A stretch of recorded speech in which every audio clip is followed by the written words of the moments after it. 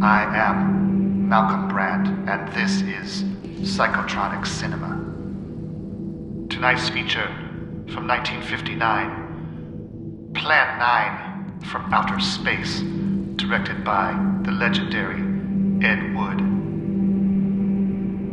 This film reminds me of a dinner I had with the mysterious Mr. Doctor from Devil Doll in Venice. It was at least 10 years ago. It was definitely not 5. Where he proclaimed that if you can't be the best, you have to be the worst. And this film is definitely not the best film ever made. So it has to be the worst. Although many argue its merits. Pay attention closely for the great line. I saw a flying saucer. You mean from up there? And also the great Tor Johnson's resurrection as a vampiristic zombie. But for now, let's consult the Oracle. Plan 9 from Outer Space. The merits of this incredible film have not been exaggerated. It's not actually the worst film ever made, but it's the most entertaining bad one you'll find. The story was built around a few minutes of Bela Lugosi's footage, shot just days before he died in 1956. The scene of old Bela visiting the grave of an imaginary dead wife is pretty sad to watch. But as soon as aliens arrive and revive the wife, played by Vampira, a policeman, played by Big Tor Johnson, and Bela, now played by a chiropractor friend of the director, hiding his face with a cape, it's all laughs. Audiences stare in disbelief at the studio floor under the moving grass in the cemetery. Flying saucers made of paper plates, night constantly changing to day and back again, and a jet cockpit set that elementary school kids could have designed for a play. TV psychic Criswell narrates. In fact, he says it all. There comes a time in every man's life when he just can't believe his eyes. Gregory Walcott and Mona McKinnon play the modern couple living near the graveyard. Dudley Manlove plays the effeminate Eros the Alien, aided by Joanna Lee, now a rich TV writer.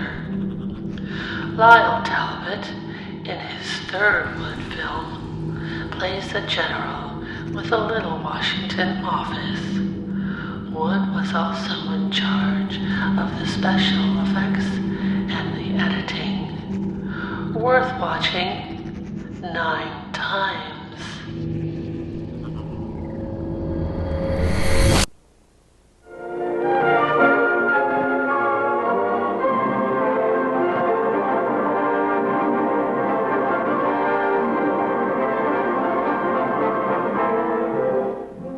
Greetings, my friend.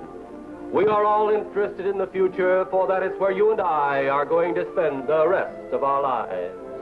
And remember, my friend, future events such as these will affect you in the future.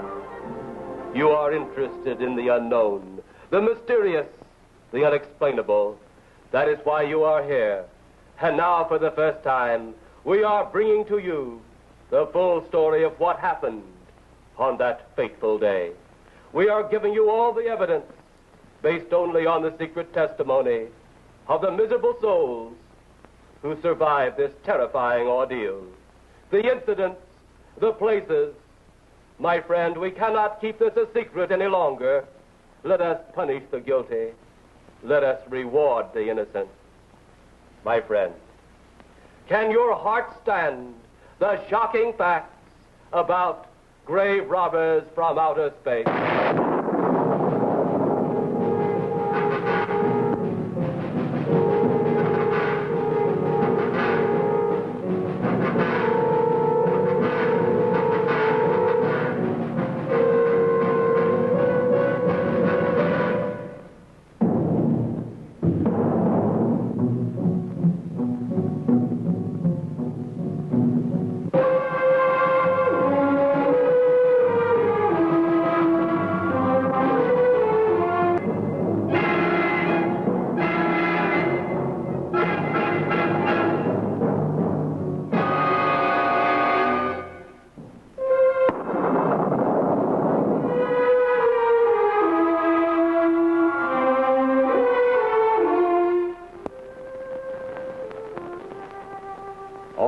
This earth know that there is a time to live and that there is a time to die.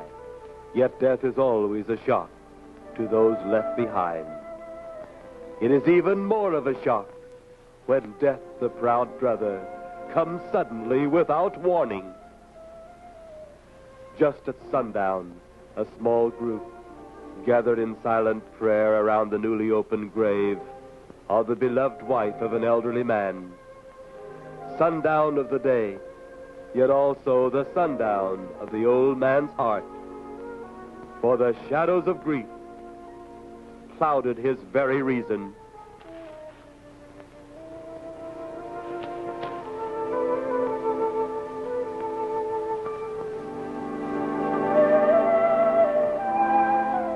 The funeral over, the saddened group left the graveside.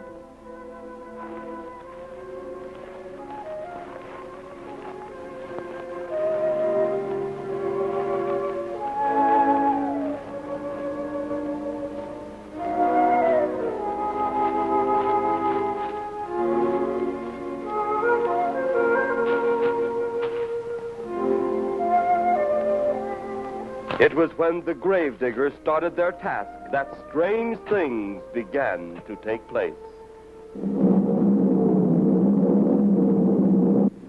15-4. Yep, right on schedule. There's the old San Fernando Valley out there now. You better radio in for landing instructions, Danny. Right, Jeff. Burbank Tower, this is American Flight 812. Over. Wouldn't surprise me any if he's asleep this time of the morning. American Flight 812, this is Burbank Tower. If I were asleep, you'd never get on the ground. In your case, maybe I'll leave you up there for good. Over. You got me that time, Mac. This is American Flight 812 request.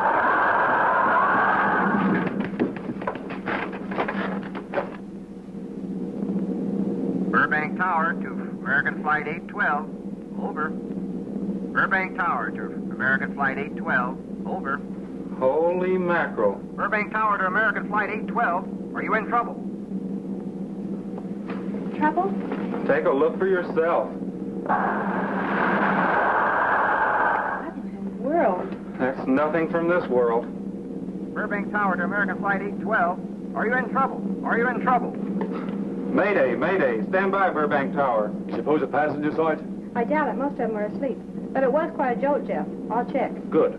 We'll get it ready for landing. And keep it quiet until we get instructions. Right. Okay, Danny. American Flight 812, reporting to Burbank Tower. Over.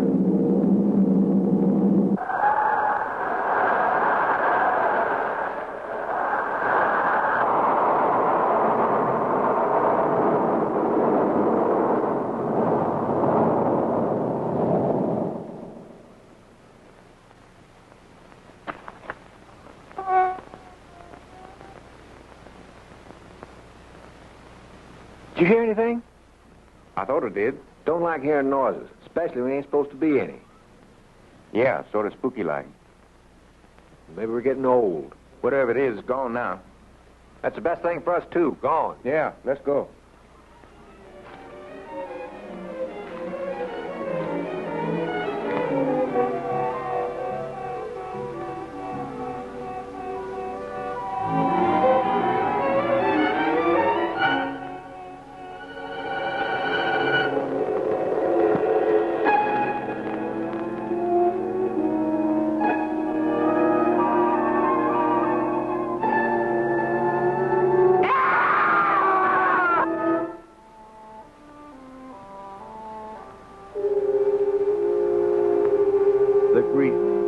wife's death became greater and greater agony.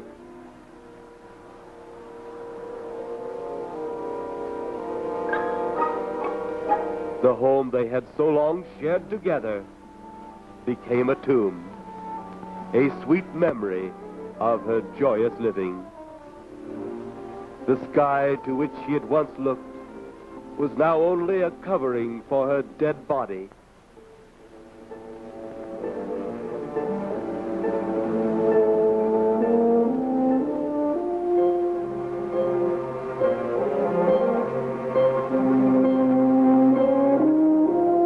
The ever-beautiful flowers she had planted with her own hand became nothing more than the lost roses of her cheeks.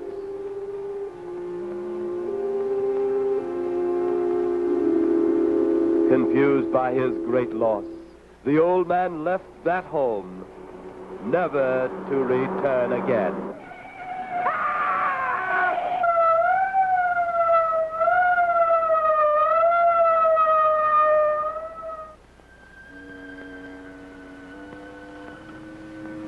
At the funeral of the old man, unknown to his mourners, his dead wife was watching. First his wife, then he. Tragic. Tell me something. Why was his wife buried in the ground and he sealed in a crypt? Something to do with family tradition, a superstition of some sort. Oh. Well, it's getting dark. Let's be on our way.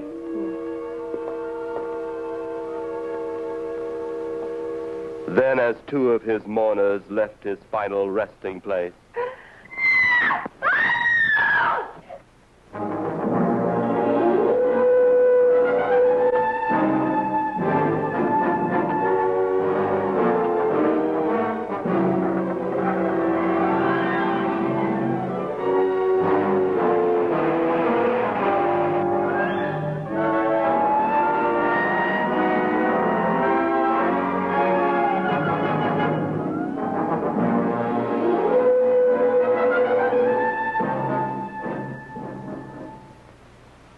minutes later, the police, led by Inspector Daniel Clay, arrived at the scene. Who found them? The man and girl. Medical examiner been around yet? Just left. The morgue wagon ought to be along most any time. You get their statement? Yeah, much as we could. They're pretty scared. Finding a mess like this ought to make anyone frightened. Have one of the boys take the guy and the girl back to town. You take charge. Okay, Inspector. What are you going to do? Look around a little. Pretty dark out there. Once you get beyond the range of those lights, you won't be able to see your hand in front of your face. I will get one of the flashlights from the patrol car. Okay, be careful, Clay. I'm a big boy now, Johnny.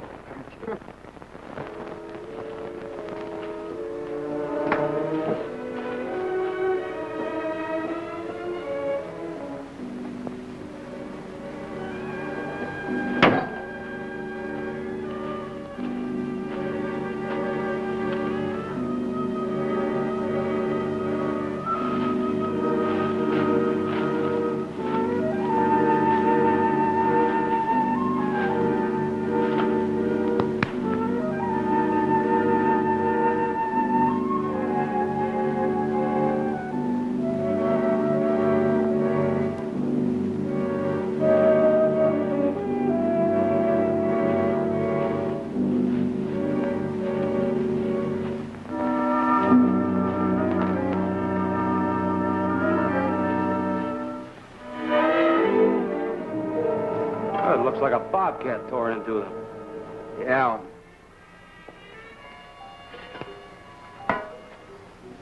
Say, Lieutenant, did you get that funny odor? How could I miss it? Oh, that'll be the morgue wagon now. That's the fifth siren in the last hour.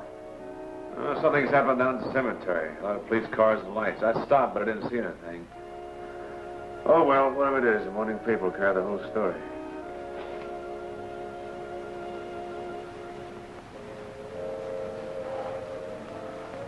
You seem to still be up there somewhere. Maybe I am. I don't think I've ever seen you in this mood before. I guess it's because I've never been in this mood before.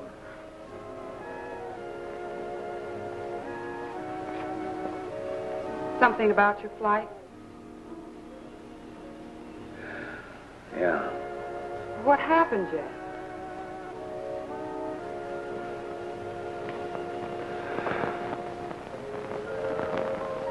I saw a flying saucer. Saucer? You mean the kind from up there? Yeah, its counterpart. It was shaped like a huge cigar. Dan and Edith saw it, too. When it passed over, the whole compartment lighted up with a blinding glare. Then there was a tremendous wind that practically knocked us off our course. Well, did you report it? Yeah. I radioed in immediately, and they said, we'll keep it quiet until you land. And as soon as we landed, big army brass grabbed us and made us swear to secrecy about the whole thing. Oh, it burns me up. These things have been seen for years. They hear. It's a fact. And the public ought to know about it. There must be something more you can do about it. Only there isn't. Oh, but what's the use of making a fuss? But last night I saw a flying object that couldn't have possibly been from this planet. But I can't say a word. I'm muzzled by army brass. I can't even admit I saw the thing.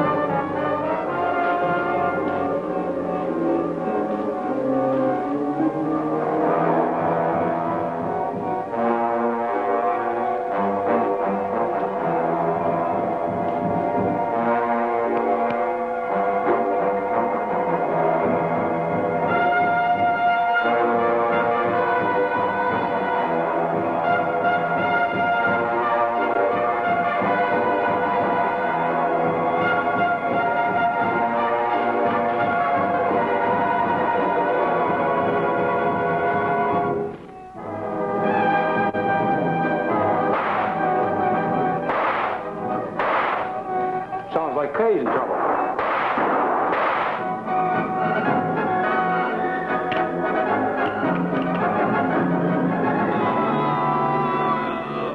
Bet that apparition we saw had something to do with it. Come on.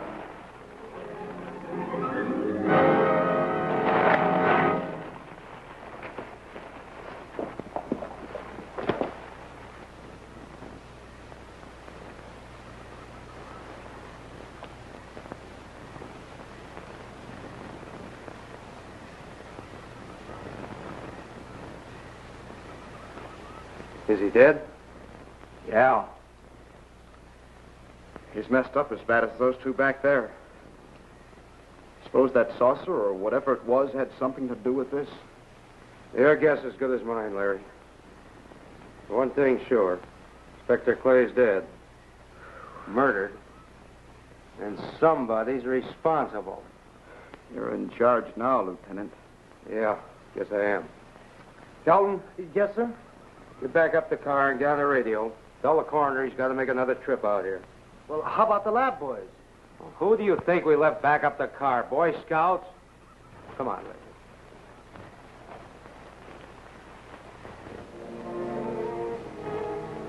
Greater love hath no man than to lay down his life for another. It is always difficult to have last words over the grave of a friend. And Inspector Daniel Clay was a friend, a dear friend to me and to all of us. The bell has rung upon his great career. Now we lay him to rest. A rest well-deserved, but so premature.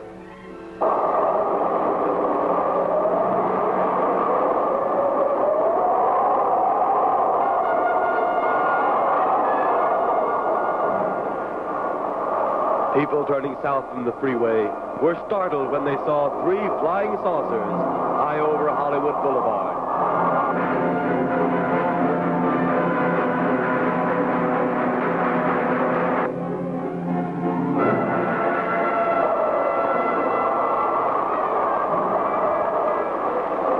A woman, startled by the sight in the sky, telephones the police.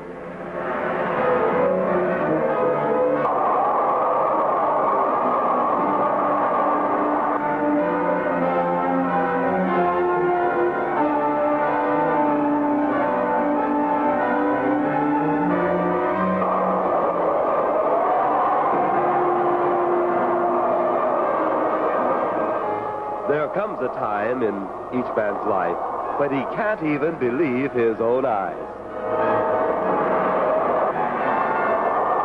Saucers seen over Hollywood. Flying saucers seen over Washington, D.C.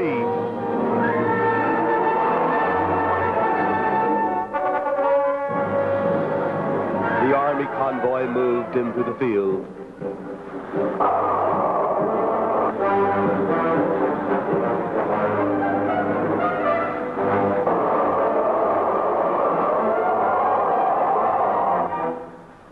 Rockets were quickly set up.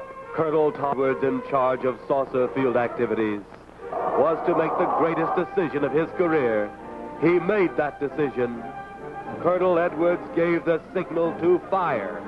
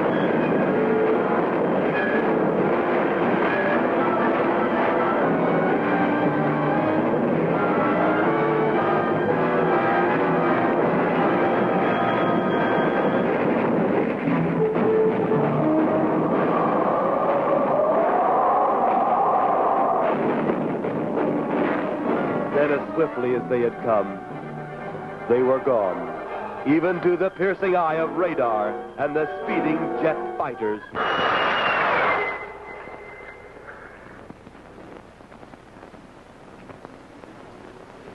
Quite a sight, wasn't it, sir? A sight I'd rather not be seeing. Are you worried about them, sir? Well, they must have a reason for their visits. Visits? Well, that would indicate visitors. The big gun's a usual way of welcoming visitors. We haven't always fired at them. Oh? For a time, we tried to contact them by radio, but no response. Then they attacked a town. A small town, I'll admit, but nevertheless a town of people. People who died. I never heard about that, sir. Well, it was covered up by the higher echelon. Take any fire, any earthquake, any major disaster. Then wonder. Flying saucers, Captain, are still a rumor. Officially. Looks like we beat them off again, sir. What do they want? Where are they from? Where are they going? They, sir? Who? Well, this is a training maneuver, sir. We only did a little practice firing at the clouds. Yeah. I wonder what their next move will be.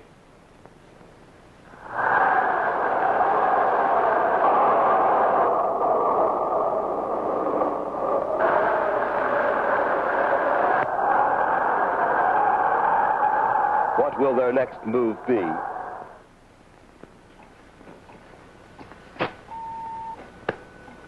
Your space commander has returned from Earth. Send him in.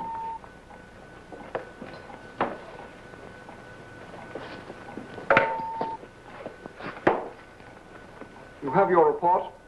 We had to pull in here to Space Station 7 for regeneration. We're returning to the planet Earth immediately thereafter.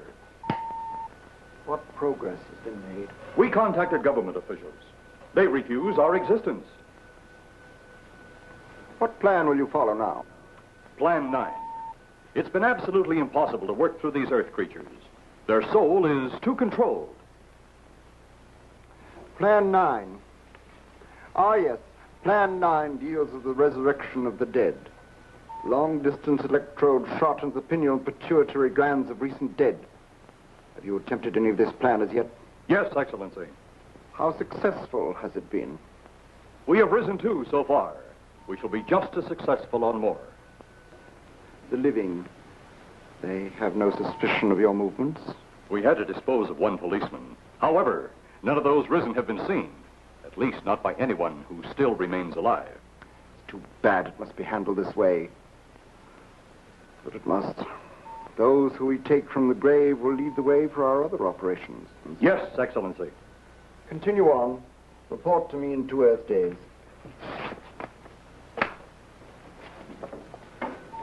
I feared His Excellency wouldn't take our report this well. Well, had he been dealing with our own people, his reaction would have been completely different.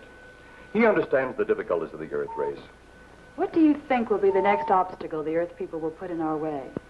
Well, as long as they can think, we'll have our problems. But those whom we're using cannot think. They are the dead, brought to a simulated life by our electrode guns. You know, it's an interesting thing when you consider the Earth people who can think are so frightened by those who cannot, the dead. Well, our ship should be regenerated. We better get started.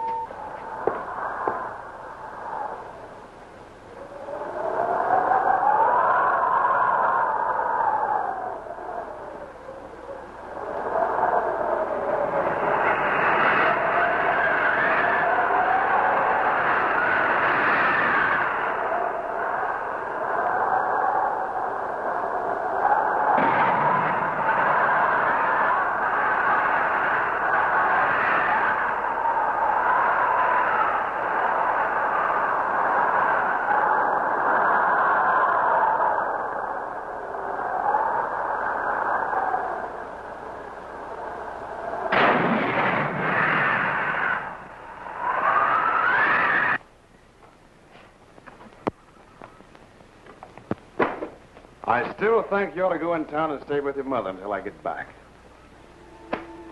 This is our home, and nothing's going to take me from it.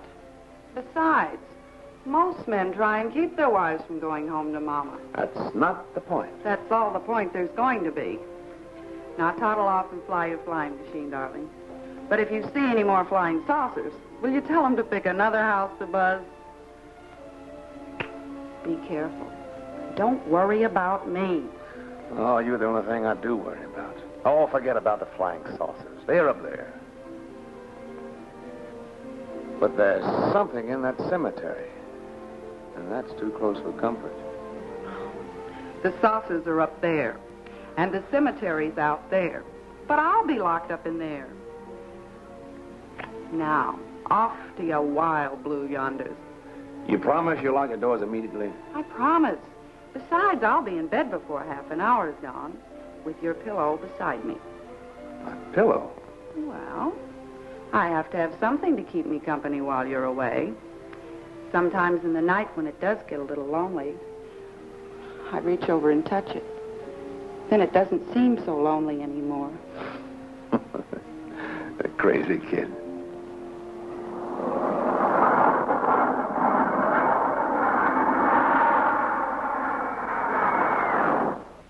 I do love you, darling.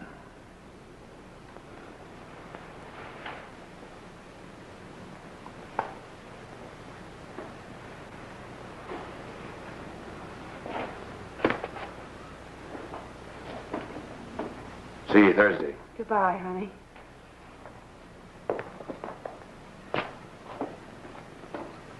You know I'm not leaving you here until you're locked safely inside. All right, darling.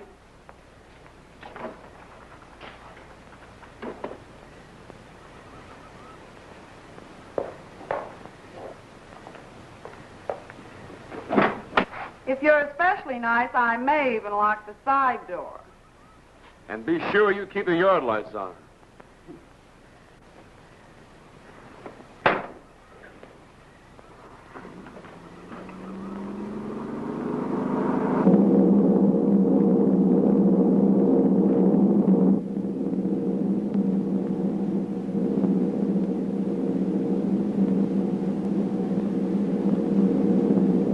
You're mighty silent this trip, Jeff. Huh? You haven't spoken 10 words since takeoff. I guess I'm preoccupied, Danny. We've got 33 passengers back there that have time to be preoccupied. Flying this flybird doesn't give you that opportunity. I guess you're right, Danny. Paula? Yeah. There's nothing wrong between you two. Oh, no, nothing like that. Just that I'm worried, she being there alone and those strange things flying over the house and those incidents in the graveyard these past few days. It's just got me worried. Well, maybe they haven't figured out those crazy skybirds yet, but I give you 50 to 1 odds the police have cleared up that cemetery thing by now. I hope so. If you're really that worried, Jeff, why don't you radio in and find out? Mac should be on duty at the field by now. He could call Paul and relay the message to you. Hi, Edie. Hi, Silence. I haven't heard a word from this end of the plane since we left the field. I've just been giving himself and me a study in silence. The boys aren't feuding. No, Edie, nothing like that. Hey, Edie, how about you and me balling it up in Albuquerque? Albuquerque? Have you read that flight schedule, boy? What about it? We land in Albuquerque at 4 a.m. That's strictly a 9 o'clock town. Well, I know a friend that'll help us. Let's have the problem first. Huh, Danny? Oh, he's worried about Paula. I read about that cemetery business. I tried to get you kids not to buy too near one of those things. We get there soon enough as it is. He thought it'd be quiet and peaceful there. No doubt about that. It's quite all right, like a tomb. I'm sorry, Jeff. That was a bad joke. Say, I almost forgot what I came in here for. How's the coffee situation? That's for me. It sure wouldn't hurt anything, Edie. Okay, be right back. And say, Jeff, make that call to Mac. Nah, not only she throw cold water on my Albuquerque plan, but now she's repeating herself. How about that Albuquerque ball? I can't resist your charm, Danny boy.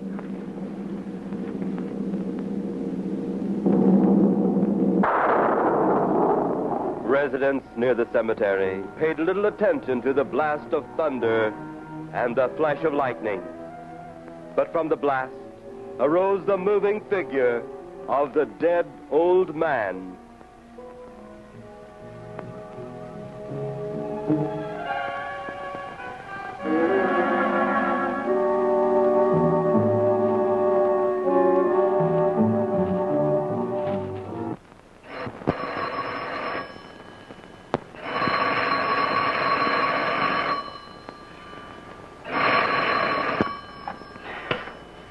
Hello?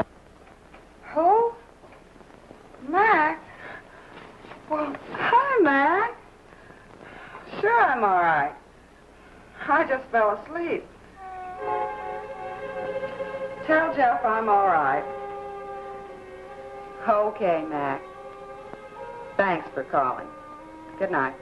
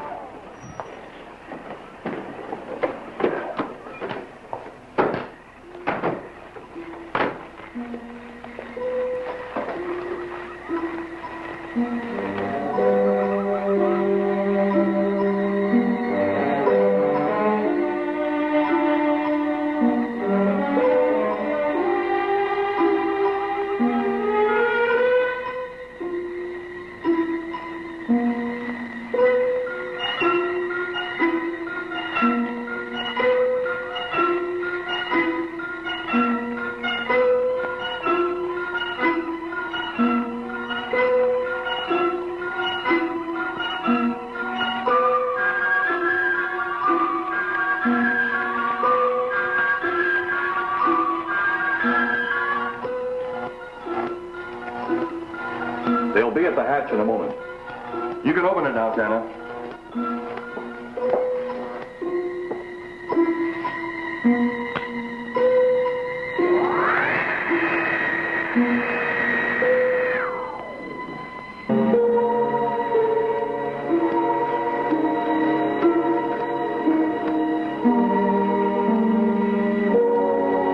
Turn off the electrodes quickly. They can't tell us from anyone else.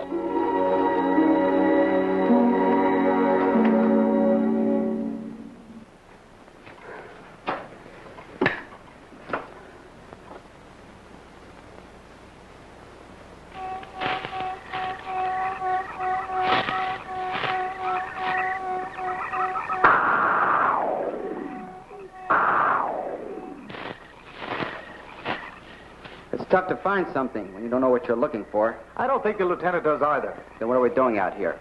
I was off duty an hour ago. Oh, don't ask me any questions. I'm just a hard hand just like you.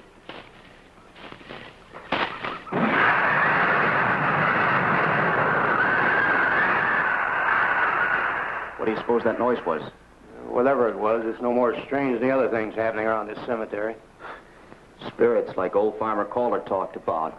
Well, maybe. Well, don't forget, Miss Trent claims to have seen them, too. She didn't have anything on her breath. She was hysterical. True, she was frightened. Forget that torn nightgown and the scratched feet. Yeah, I hadn't thought of that. Guess that's why you're a detective lieutenant and I'm still a uniformed cop. Sometimes it's only the breaks, Larry. Meantime, let's get going. Lieutenant, did you hear that? How could we help it? It sure was strange. Know what it was? No more than you do. Went for orders. I get out of here right now. It was a saucer. A flying saucer? What makes you say that? Do you remember the noise we heard the other night? We were knocked to the ground. How could I forget? Exactly. But you're not remembering that sound. There you're wrong, Lieutenant. I'm with the fact the sound is similar, but what about the blinding light? Oh, haven't you heard? And many times the saucer hasn't had a glow. Or a light of any kind, for that matter. That proves it. What next, Lieutenant? Oh, Lieutenant, maybe this doesn't mean much, but Jamie Mee found a grave that looks like it's been busted into. What? Where? Why, what? Come on, man, out with it. We haven't got all day to waste. Oh, just over there, beyond the crib. All right, show us the way. Look, here it is, Lieutenant.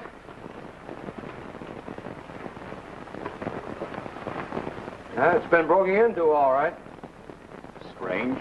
If someone had broken in, the dirt should be piled up here somewhere. It looks like it's fallen into the grave. Larry, you'll be out of that uniform before you know it. Do we have the right to look down there, Lieutenant? Technically, no. No? Well, this spot looks familiar, though. Yeah, we shouldn't investigate any further without the permission of next of kin. Let's go get it. How? I see what you mean. The gravestone's down there. Well, let's go down and find out whose grave it is. How? By going down and finding out. Are you sure you mean that, Lieutenant? If I didn't mean it, I wouldn't have said it. Scared? Well, why do I always get hooked up with these spook details? Monsters, graves, bodies. Oh, all right.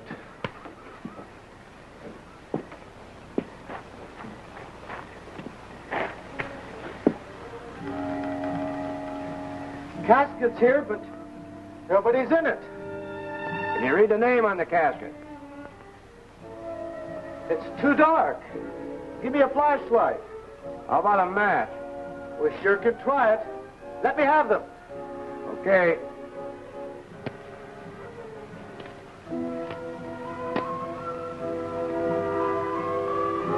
It's Inspector Clay's grave. But he ain't in it.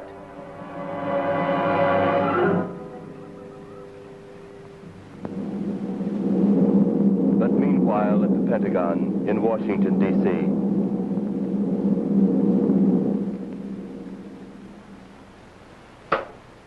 Right, G2.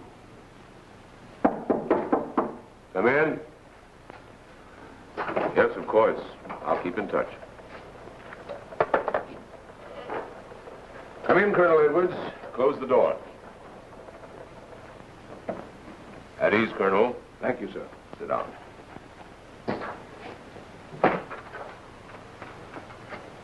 I understand, Colonel, you've been on tap for many of our saucer attacks.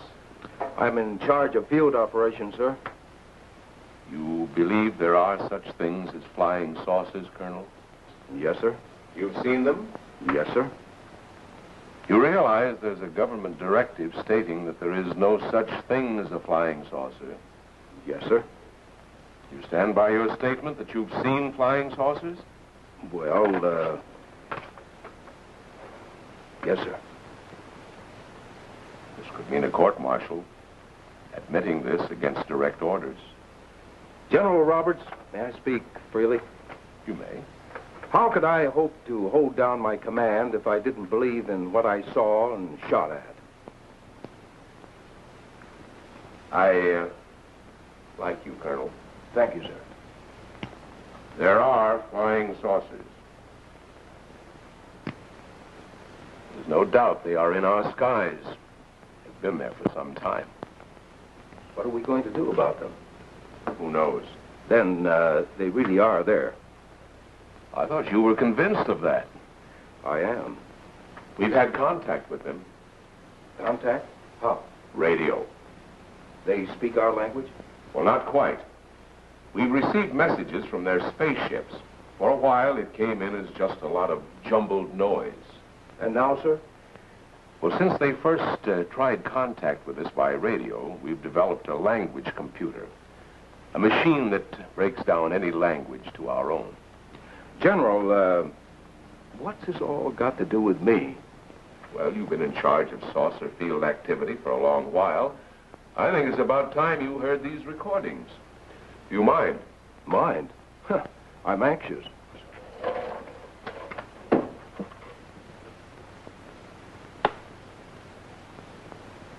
This is Eros, a space soldier from a planet of your galaxy. I fully realize our language differences.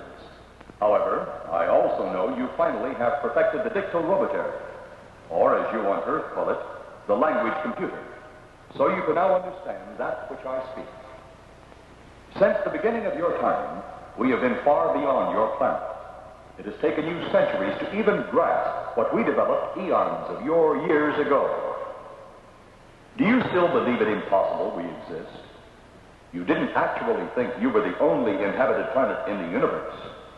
How can any race be so stupid? Permit me to set your mind at ease. We do not want to conquer your planet, only save it. We could have destroyed it long ago if that had been our aim. Our principal purpose is friendly. I admit we have had to take certain means which you might refer to as criminal. But that is because of your big guns which have destroyed some of our representatives.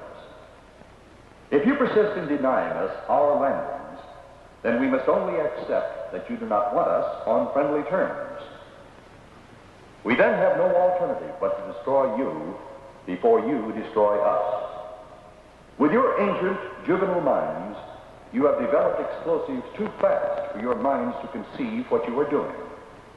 You are on the verge of destroying the entire universe. We are a part of that universe. This is our last...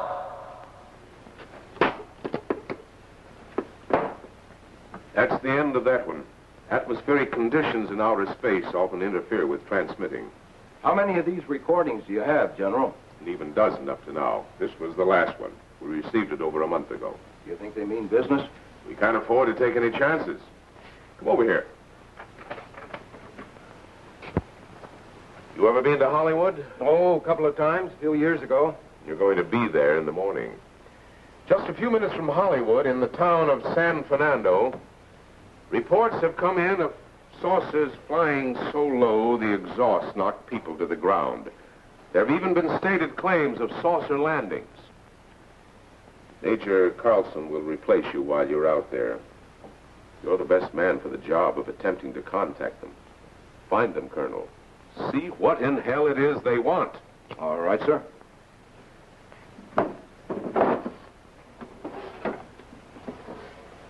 These are confidential reports, Colonel. Read them over carefully on the plane. Turn them over to intelligence when you get to Los Angeles. They'll have further orders for disposition. Yes, sir. Colonel Edwards? Yes, sir. Good luck. Thank you, sir.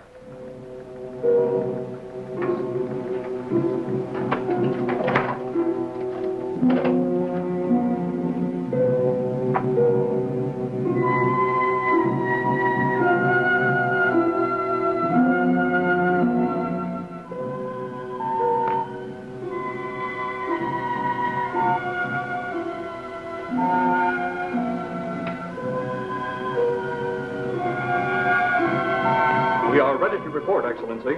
You are many days late. It was unavoidable. We tried to transmit via televisor, but atmospheric conditions made transmission impossible. You should have transmitted as soon as conditions permitted. I thought time was of the essence. Suspicion has fallen upon our movements. Our ships have been viewed near the point of operations. And what has this added time gained, Eros? We have successfully risen 3 of the dead ones. Permit me to see one. Bring in the big one. Use your small electrode gun.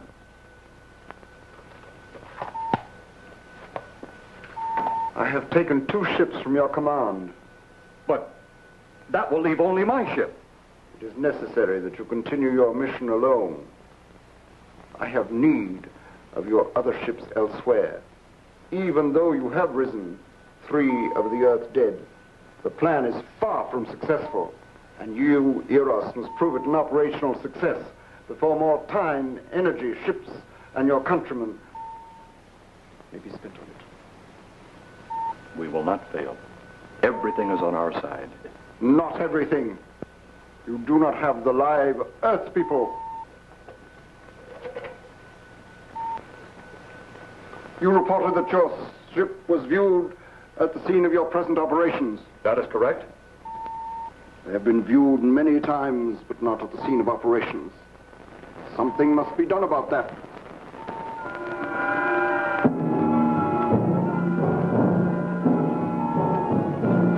Stop him, Tanner. He's close enough. Turn off your electrode gun. No! No! Stop him, Tanner! I can't get it. It's jammed. Stop him, you fool! Drop the gun to the floor, Tanner. The metal will break contact.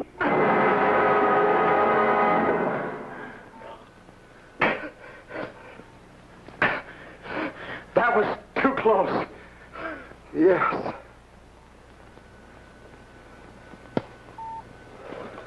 Bring the giant here that I may get a better look at him.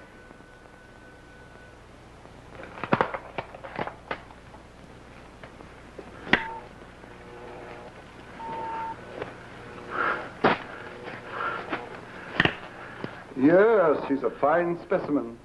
Are they all this powerful on planet Earth? This one is an exception, Excellency. What are the other 2 like? One is a woman, the other an old man. An old man, you say? Yes, Excellency. This gives me a plan. Put the big one away. Pick up your electrode gun. Make sure it's in working order before pointing it at him. Whatever made it jam seems to have been cleared by the fall. Take him back to the ship.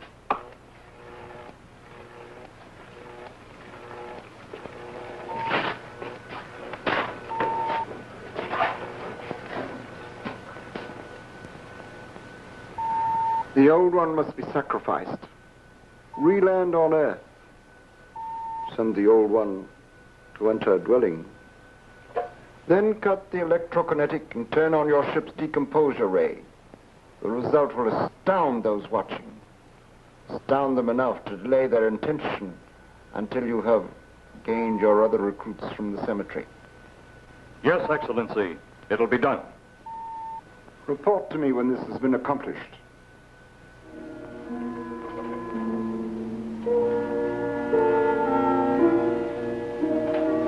Eros, the Earth people are getting closer to that which we fear.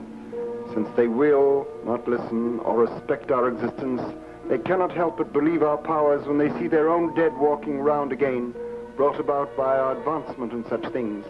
As soon as you have enough of the dead recruits, march them on the capitals of the Earth. Let nothing stand in your way. Their own dead will be used to make them accept our existence and believe in that fact.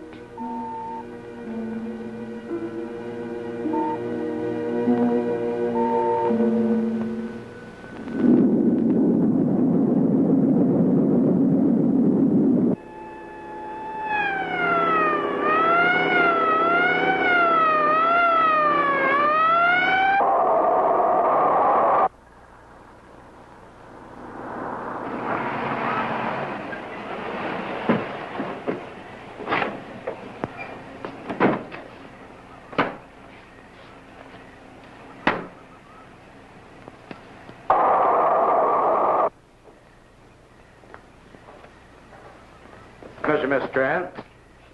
This is Colonel Edwards from Washington, D.C. Good evening, Colonel. Hello, Colonel. Colonel would like to ask you a few questions. Questions? What about, Colonel? May I sit down? Oh, I'm sorry. Please do. I want to ask you about your strange experience the other night when you saw the flying saucer. After that, the police brought me home. I hope I never see such a sight again. Well, after your description, I don't think I'd want to see it either. One thing more. After you were forced to the ground by that blast of wind, was it a hot or cold blast? It's kind of hard to explain. It wasn't hot, wasn't cold. It was just a terrific force. We couldn't get off the ground. The light blinded me so badly, I couldn't see a thing. We could only feel the pressure of the wind until it was gone. When the glare left us, we could see a glowing ball disappearing off in the distance. Which way? Toward the cemetery.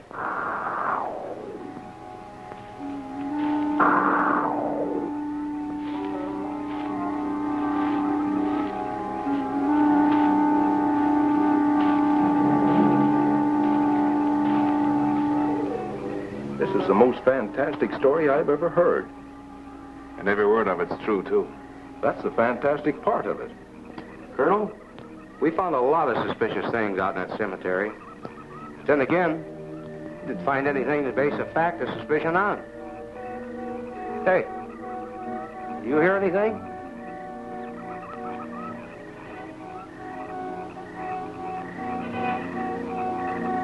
You see anything out there, Kelton? Too dark, Lieutenant. But something started stinking awful bad.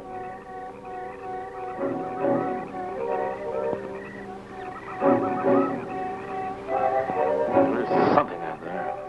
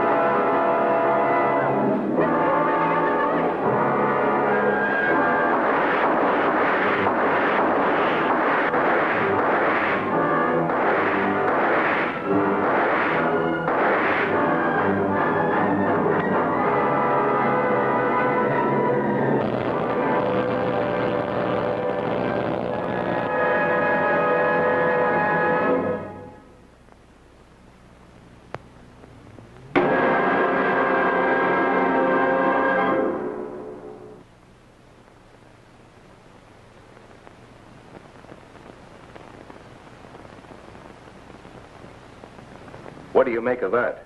You got me. Didn't look that way a minute ago. What about your man? Oh, the excitement, I forgot all about Kelton.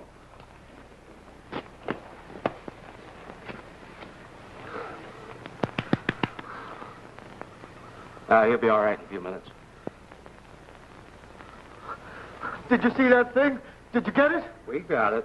What was it? It didn't fall. I fired every bullet I had. So did I. I don't know what it was or what happened. But unless that bag of bones over there can reassemble itself, it's out of the running now.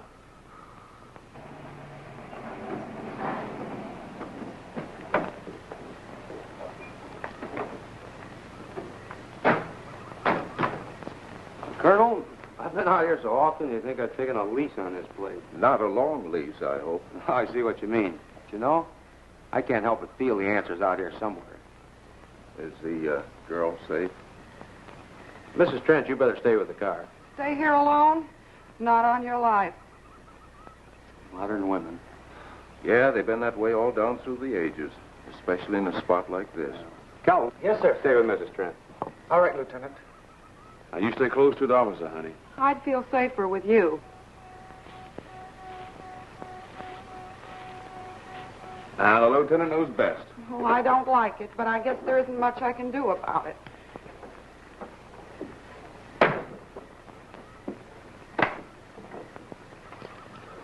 You have a gun? No. You know how to use one? After 4 years in the Marine Corps? Here. You think we'll... Tell. Let's get going.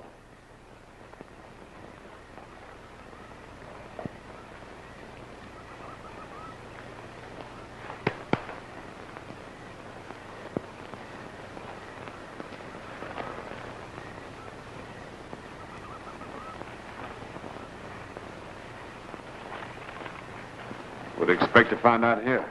Well, there's only one answer to that, Mr. Trent. We'll know when we find it. Inspector Clay's grave's right over here. Is that the one you told me was broken into? Yes.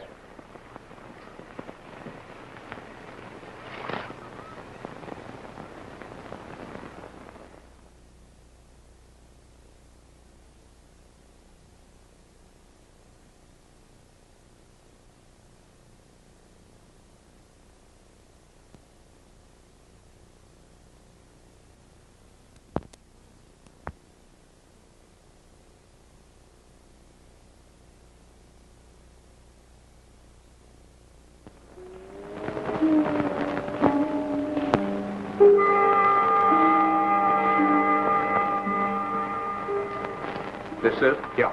Looks to me like someone had broken out instead of in. I figured that, but that's impossible. I wonder. Look, Colonel, some things just can't happen. Yeah, well, after that apparition that was draped across Mr. Trent's patio, I would say we should keep our minds open to anything.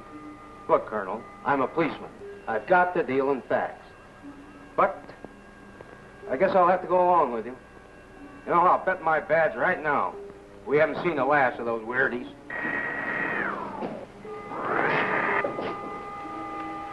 They'll discover our ship soon. You're going to let them find us? It's the only way. These are the same men who have been so close so often. They must be halted before they can inform others about us. But there were others in the car. They'll be taken too. Send the big one for the girl and the policeman. I'll turn on the dictorobatary so we may converse with them.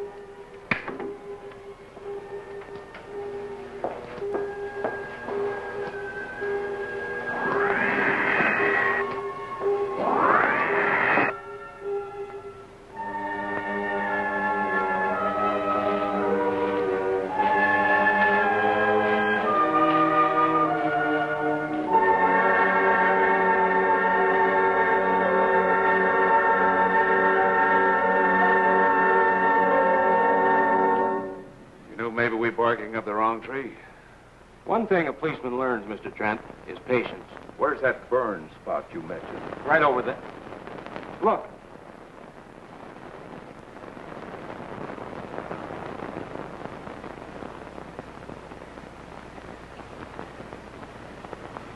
We'll investigate, but move carefully.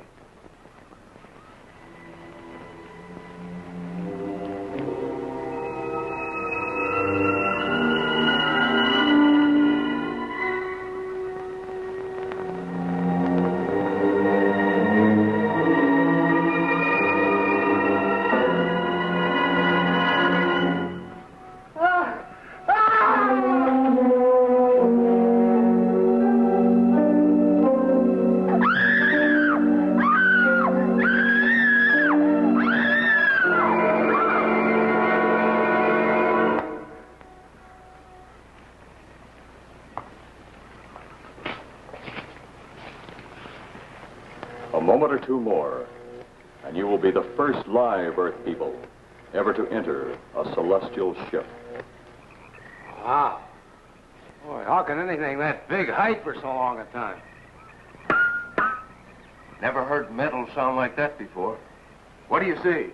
Only my reflection. Must be some kind of one-way glass. I wonder how you get into this thing. I'm not sure I want to find out.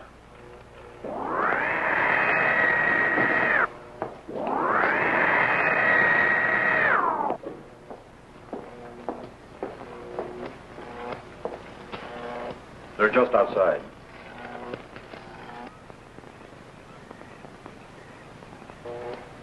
You can open the outer hatch now.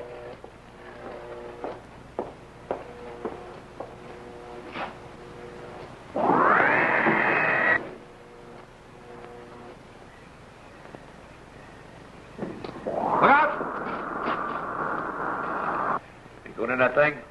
That's what we're here for. I don't know. The way these things speed around, we might just get in there and off it goes. That's a chance we take. Well, I took a chance on those earlier airplanes. Might just as well see what the inside of one of these looks like. Got your guns ready? I'll tell you one thing. If a little green man pops out of me, I'm shooting first and asking questions later.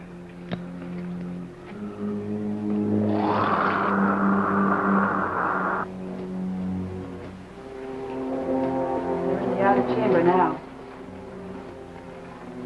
Eros, do we have to kill them? Yes. Seems such a waste. Well, wouldn't it be better to kill a few now than, with their meddling, permit them to destroy the entire universe? You're always right, Eros. Of course. But those are not my words. Those are the words of the ruler.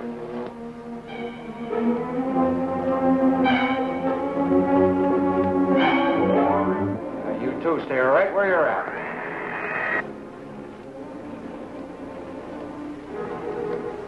We will do as you command. For the moment. No for the moment about it. You just do as I tell you.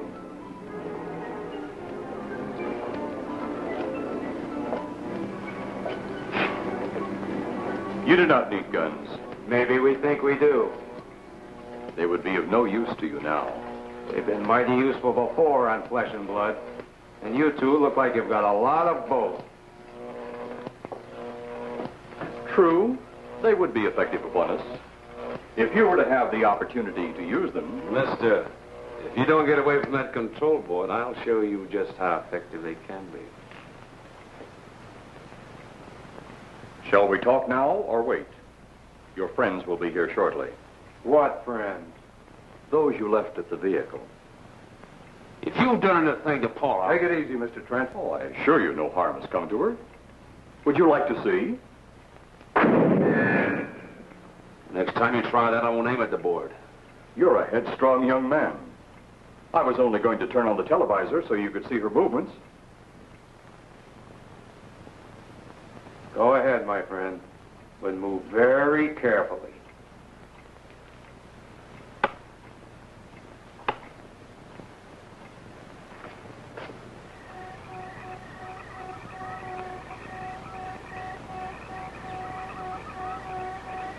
She's only fainted. You fiend. I? A fiend? I am a soldier of our planet. I? A fiend? We did not come here as enemies.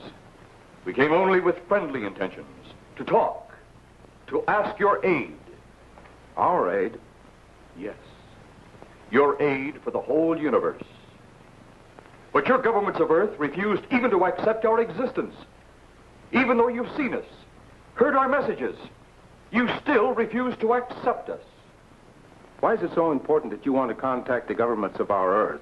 Because of death. Because all you of Earth are idiots. Now, you just hold on, Buster. No, you hold on. First was your firecracker, a harmless explosive. Then your hand grenade. They began to kill your own people a few at a time. Then the bomb. Then a larger bomb. Many people are killed at one time. Then your scientists stumbled upon the atom bomb. Split the atom. Then the hydrogen bomb, where you actually explode the air itself. Now you can bring the total destruction of the entire universe served by our sun.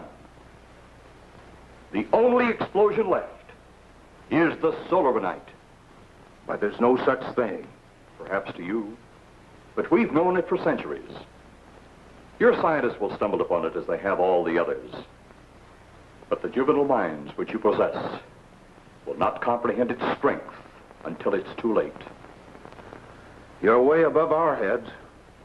The solarite is a way to explode the actual particles of sunlight. But that's impossible. Even now, your scientists are working on a way to harness the sun's rays. The rays of sunlight are minute particles. Is it so far from your imagination they cannot do as I have suggested?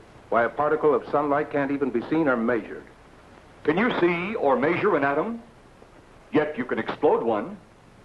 A ray of sunlight is made up of many atoms. So what if we do develop this solar bomb? We'd be even a stronger nation than now. Stronger. You see? You see? Your stupid minds. Stupid! Stupid! That's all I'm taking from you. Get back here, you fool! Let him finish.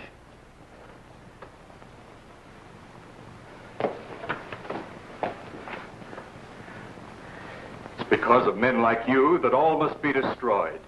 Headstrong, violent, no use of the mind God gave you. You talk of God? You also think it impossible that we too might think of God? You, who wear the uniform of your country, you see, I wear the uniform of my country. Yes, we've had to use drastic means to get to you, but you left us no alternative. When you have the soul of a night, you have nothing. Nor does the universe. You speak of solar night, but just what is it? Take a can of your gasoline. Say, this can of gasoline is the sun. Now, you spread a thin line of it to a ball, representing the earth. Now, the gasoline represents the sunlight, the sun particles. Here we saturate the ball with the gasoline, the sunlight. Then we put a flame to the ball. The flame will speedily travel around the earth, back along the line of gasoline to the can, or the sun itself. It will explode this source and spread to every place that gasoline, our sunlight, touches. Explode the sunlight here, gentlemen. You explode the universe. Explode the sunlight here, and a chain reaction will occur direct to the sun itself and to all the planets that sunlight touches, to every planet in the universe. This is why you must be stopped. This is why any means must be used to stop you. In a friendly manner, or as it seems, you want it. He's mad. Mad? Is it mad that you destroy other people to save yourselves? You have done this. Is it mad that one country must destroy another to save themselves? You have also done this. How then is it mad that one planet must destroy another who threatens the very existence? That's enough! In my land, women are for advancing the race, not for fighting man's battle. Life is not so expansive on my planet. We don't cling to it like you do. Our entire aim is for the development of our planet.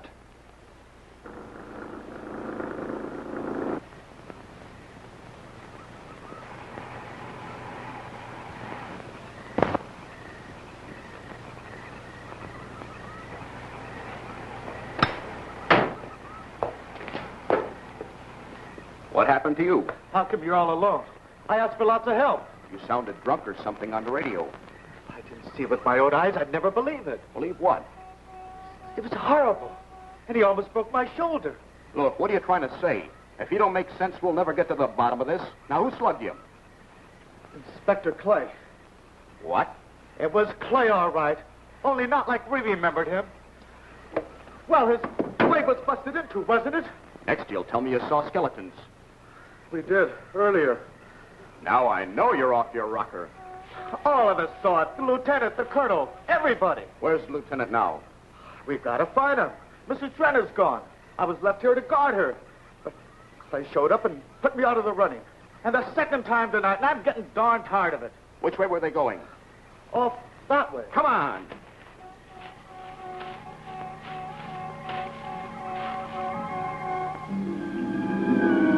Then one day it could all be gone.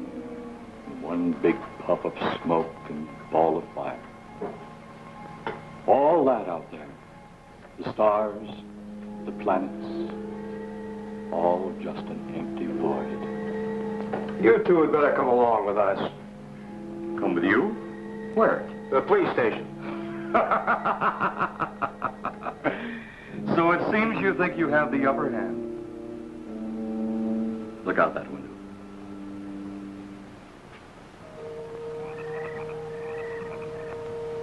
Jeff.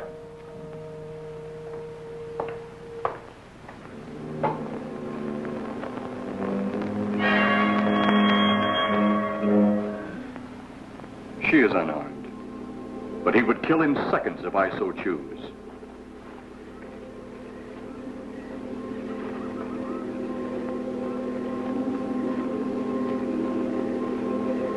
Holy cow!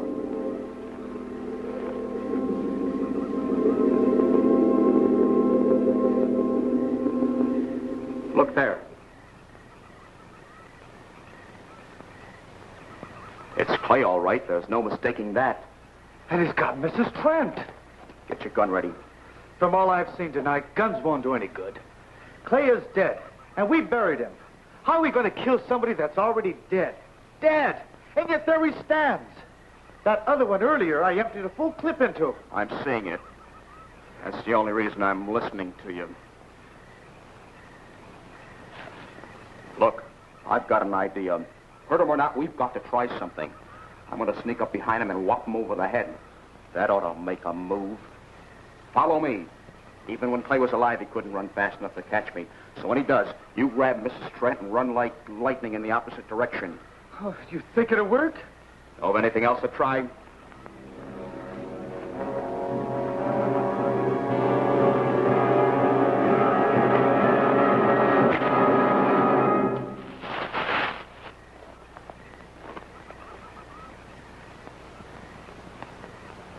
Oh, I'll be all right. Take care of the others. Your men have felled the big one. This could only happen because the electrode ray is off. He'll walk again when I turn it on. Hold it. Right there. Suppose the lieutenant and the others are in that thing. Well, supposing there are Martians or something in there.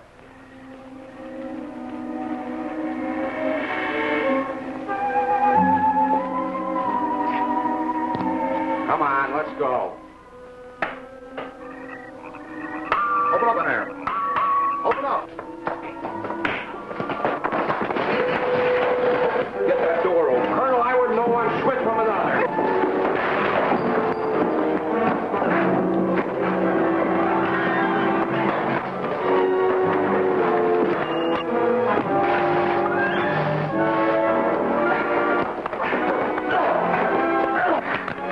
Hold on to him, Eros. I'll have the ship in the air in a minute.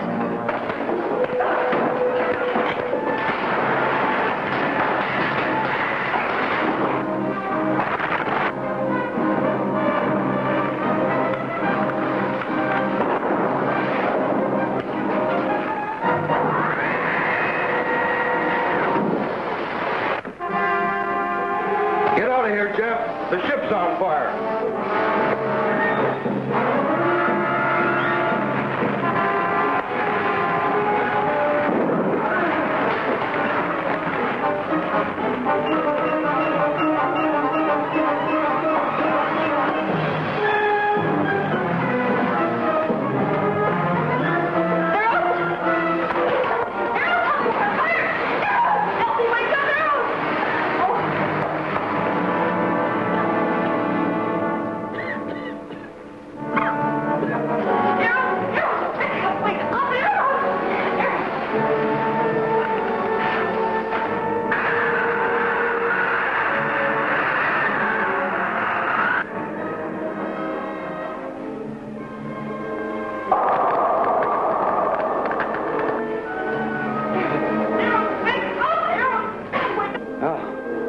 I wonder if that's the last we'll see of them.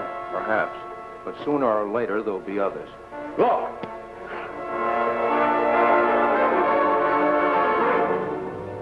Have they caught that woman? That thing yet? Hey, that's right. There's another ghoul running loose. And it's my guess that she'll look like him. With the ship and the ray gun gone, they have no control. We gotta hand it to them, though. They're far ahead of us.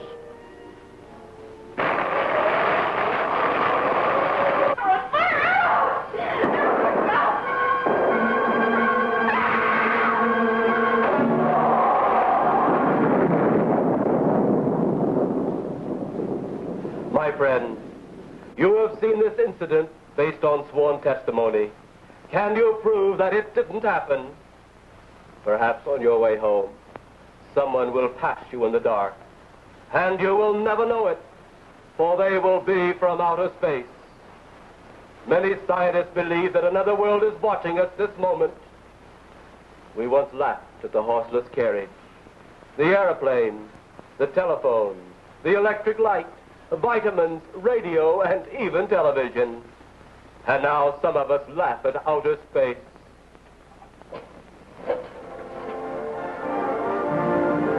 God help us in the future.